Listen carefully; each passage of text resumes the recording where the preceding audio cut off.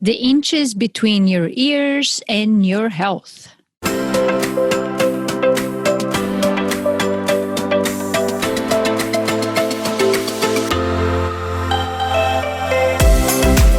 Welcome to Be Fab, Be You Made Simple, your daily dose of inspiration designed to help you reinvent yourself by optimizing your body and mind. I am Maria Horstman, a health editor and coach, a fitness trainer, a speaker, and an entrepreneur, founder of BeFabBU.com. Our episodes are short and will bring you valuable content and practical nuggets for optimal health and fitness that you can implement ASAP. Let's get you to feel fabulous every day. Are you ready? Check out the show notes to 1, schedule a free call with me to discuss a plan to take your health to the next level. 2, submit a question to be featured in our Ask Me Anything episodes on Sundays. Connect with me on social media and much more. Hit the subscribe button, and if you like what you hear, share with your friends and leave it a rating.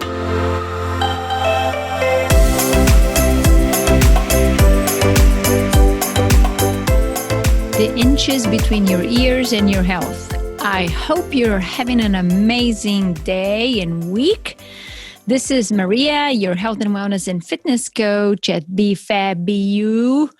And I'm glad that you're spending this time with me. And if you find this episode insightful, leave us a rating and share it with your friends and family so more amazing people like you get to listen. How about that? So I'm recording this episode on May 24th.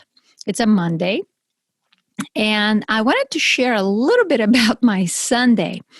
The conversations I had on Sunday inspired me to talk about packing your parachutes. I know. Post-traumatic growth and more. So a couple of my clients, they live here in Atlanta, and we actually went to a Brazilian restaurant in town to celebrate Yana's birthday. And Yana is one of the clients. So maybe you know or maybe not, but I'm from southern Brazil and we love meat. And in Brazil, we call all-you-can-eat meat restaurants churrascarias. That's the name, yes, churrascarias. Over here in the U.S., it's like barbecue, Brazilian barbecue. Anyway, the longest I've gone without consuming some kind of meat or poultry or fish has been 21 days. Although I've significantly reduced the amount of animal protein I consumed and changed the quality of the meats that I consume, I still enjoy meats. So this past February, I did another liver flush. So for 10 days or so, this liver flush diet is without any animal protein of any shape and form. At the end of this flush, I decided to extend an experiment with a 3-month of no meat of any kind. On May 10th, I actually graduated from my 3-month anniversary, I guess. And, well, I did have a little blurb on March 25th. I ate chicken and I didn't realize. And I will spare you the details, but it's possible to eat chicken and not realize. Trust me on this. It's quite fantastic and amazing, actually, that I didn't realize. But anyway, eating that tasty meat on Sunday after so long was really good. Man, I chewed that meat nicely. But most importantly was really the conversations that the three of us had together. And, you know, I train these clients online, so we see each other online, but has been just a few times that we been close and in person to each other, with each other. So we touched upon many topics, including the childhood adversity, EVOX treatment and therapy, and opportunities that we have to shift our emotions. It's stuff actually that I have shared in the last episodes. And our conversations reminded me of this parachute packing and many angels that I've had in my life and acts of gratitude. So I was thinking quite a bit about that the rest of Sunday.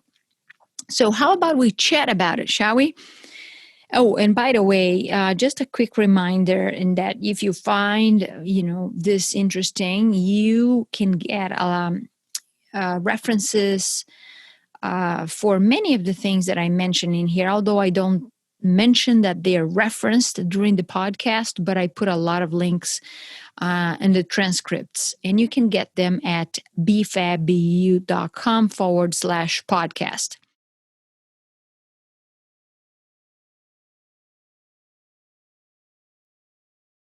Captain Charles Plumb's parachute story is simple and yet very important.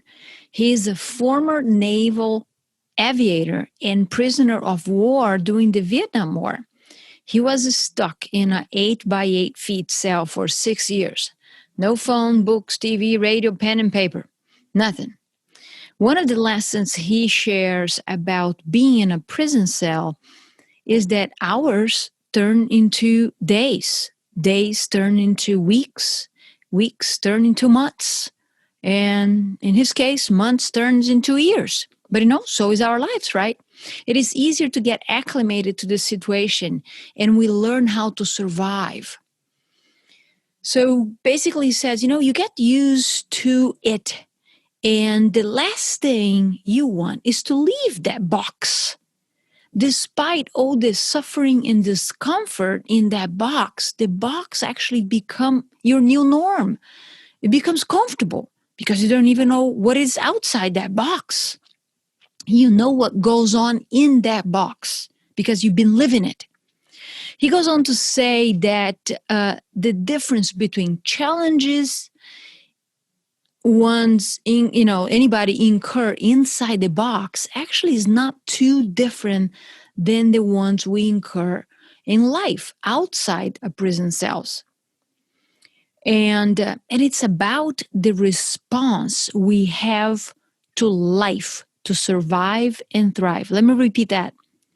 The difference between living in a cell or outside a prison cell is not much different.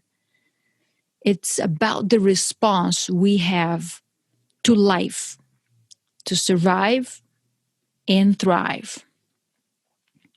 So this box isn't much about the inches between the prison walls anymore. It's about the 8 inches between the ears. He calls it a mental box.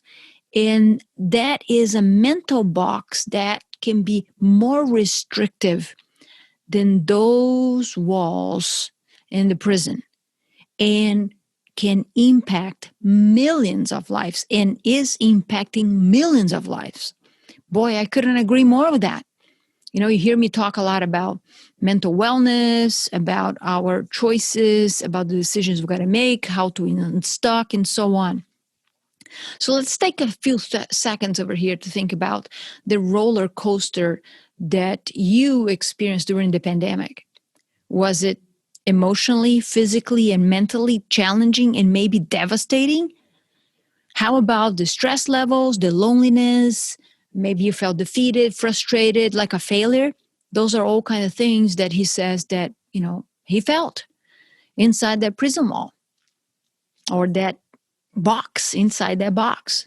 So the question to you is, how has your life changed?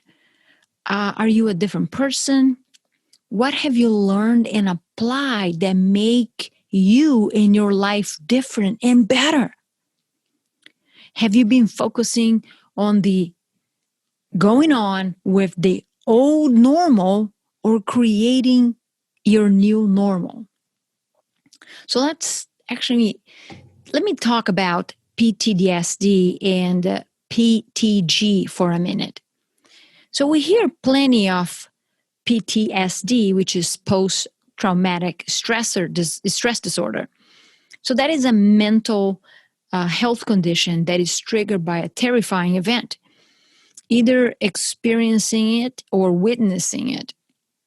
So symptoms may include flashbacks, nightmares, severe anxiety, as well as uncontrollable thoughts about the event. Now, have you heard about post-traumatic growth?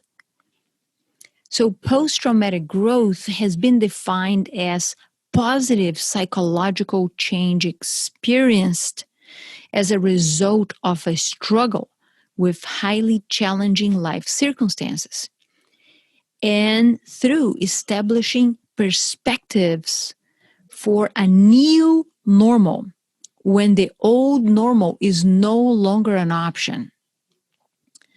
Captain Plumb mentioned this on his TED Talk as well, that there is some statistics, comparing the people who actually suffer PTSD and those who actually were in prisoner for a while or for years, and the difference between them. A lot of the folks who were in prison for many years, they actually come out with a more positive change in their lives. So it's kind of interesting stuff. So we can navigate change, adversity, traumatic or otherwise, to find a new meaning and direction in life.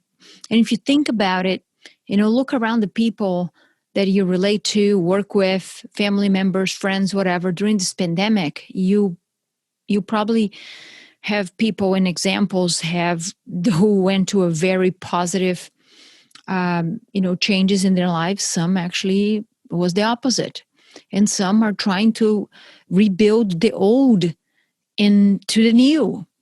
Dr. Stephen Joseph, author of the book, What Doesn't Kill Us, he says, when adversity strikes, people often feel that at least some part of them, be it their views of the world, their sense of themselves, their relationships, have been smashed. Those who try to put their lives back together exactly as they were remain fractured and vulnerable. But those who accept the breakage and build themselves as new become more resilient and open to new ways of living. So post-traumatic growth involves the rebuilding of a shattered, assumptive world. It's about recuperating coping abilities, basically. I have talked about childhood adversity experience or the ACE study, the health challenges and diseases that traumas cause decades later in life. And we also talked about resilience and things that we can do to rewire our brain. These discussions to me are very fascinating because of the amazing relationship between the mind and the brain and the health, and the importance for us to fuel, F-U-E-L, our body and mind with nutrients. And these nutrients are far beyond food. It's everything that comes into our lives that fuel our body. So the experience, the life, so we can experience actually the life we deserve. So the brain is elastic. So we have opportunities to repair the damages when we do the work. Yes, we got to do the work. We got to dig deep. But it is an opportunity, it is a choice that you and I have. So one of Captain Plumb's questions to us is, who packs your parachute? In simple terms, it's who are the people who have helped you along your journey without asking anything in return? Who is serving you? Who is investing in you? Who has helped you shine in life, thus far at least? Have you thanked them for their service lately? Because it is service. How often do you express your gratitude to these people? Have you reflected long enough to think about these people behind the scenes as well? And in Captain Plumb's case, it was a sailor who put his parachute together. And it wasn't until that day that his airplane got shot that he actually had to use, and that saved his life. Who did his job with care and expected nothing back from this top-notch aviator? This was a sailor on the bottom of the chain. So I refer to these people in our lives as angels. And so think with me about this right now and try to answer these questions. And maybe you want to write them down. And I think that could be part of your homework, if I may. So think about who have been the mentors, the teachers, the coaches who have been there for you and guided you. How about the parents and the family members? Who are they? How about the coworkers who actually take the time to share their knowledge with you, so you know more and do better without asking anything back? They do that because they love to share and they want you to be better. How about the janitors that keep the bathrooms and places clean? How about the people who collect the trash on the streets or in front of your house? And I can go on and on and on. You get the point. The business of life is how well we serve others, if you think about it. So, don't you feel amazing when you kind of help other people? And don't you feel fabulous and with a feeling of doing even more and more when you are thanked for the act of kindness that you just provided? So one of the intake forms I give to my new clients is about actually their values and writing a few things about their top 5 values. Many of their answers relate to serving others, but many times they don't correlate their values with this level of satisfaction that they get by serving others. There is something about serving others that people get a little off, right? But they don't realize how important it is for them to be there for other people by, having their values correlated to excellence or giving or family, whatever. And, it's easier for me to see that from a distance as a coach and kind of remind them of it. And things sometimes can change the direction, you being maybe highlighted of gifts that you didn't even think that they were that important to you. But I invite you to take some time to write down the name of these angels in your life. Calm your mind. Take a trip to memory lane and go back to your childhood, to your teenage years, and years later in life, college, jobs that you've had, multiple interactions, and take the time to express appreciation for their help, for these people's, how they helped you to succeed, to take leaps, to overcome challenges, to get to the next level, whatever that level is. Call them up, write them a note, an email, a text message. And if the person is deceased, let their living family member know how grateful you are for their existence, how that person helped you. Look, it's okay if you weren't thanked enough or appreciated as a child. I know exactly how you feel because that was my case too. Our parents and whoever else helped to raise her, to raise us, did their best, and that's it. There is no blaming over here. We are adults, and we have the power to give ourselves love, maybe the love that you didn't get. Be kind to ourselves, maybe the kind of kindness and appreciation that you didn't get or didn't get enough. And even guide the little ones inside us to be receptive, to be loving, to be kind to ourselves and to others as we keep on going with life. Thanks for listening. listening to the Be Fab, Be You Made Simple podcast. Can you do me a favor? If you enjoyed this episode, share it with a friend and leave it a rating. It helps the podcast and I really appreciate it.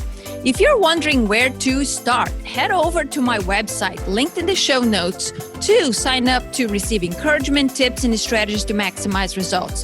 While you're there, download a free health guide to get you started today. If you're looking for a coach and trainer to help you optimize your weight, body, and health, get on my calendar. Let's discuss your goals, establish a custom plan, implement it, and celebrate your results. Together, we can do this. Find the link to schedule a free energy audit strategy session also in the show notes. Connect with me on social media. I would love for you to let me know that you're listening to the show. Also, see the show notes for the links. In addition to a qualified healthcare practitioner, it's important that you have someone in your corner who is in for you and will help you to plan and stay on track implementing your goals. Are you ready? Let's rock and roll this boat. I will see you on the next episode of Be Fab, Be You Made Simple. Just a reminder that this podcast is for educational purposes only. This podcast is not a substitute for health care by a doctor or other qualified medical professionals. This podcast is provided on the understanding that it does not constitute medical or other professional advice or services.